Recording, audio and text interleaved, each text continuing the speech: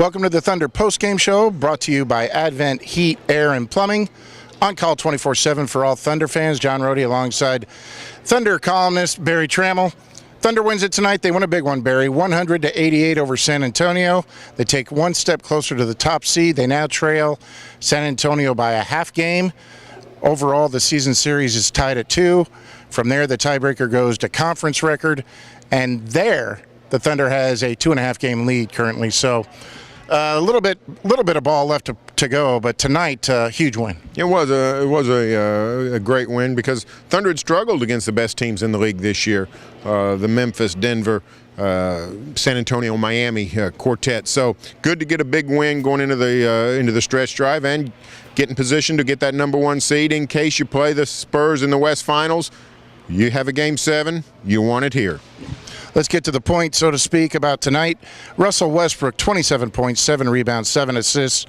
Tony Parker, 2 points, 1 for 6 from the field.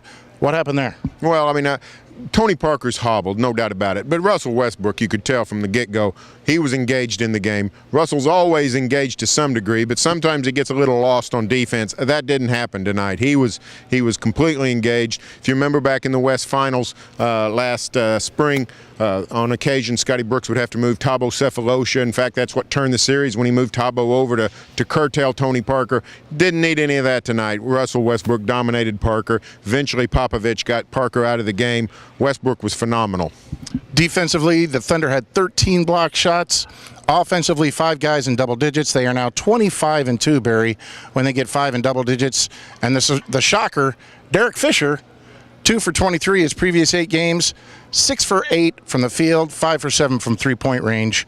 Apparently your column really spurred him on. Well, he was phenomenal. I mean, he was throwing everything in.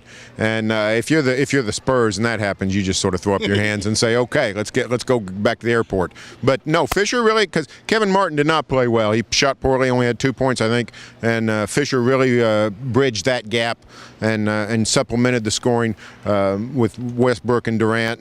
And Thabo played well, and Ibaka played really well. So it was a good victory for the Thunder. All right, now, up next for the Thunder, they are flying to Indiana as we speak.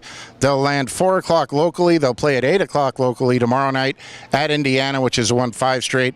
Barry, they'll hop on a plane after that, and they'll play a noon game here Sunday against the Knicks, who will be riding at least a 11-game winning streak by the time they get here.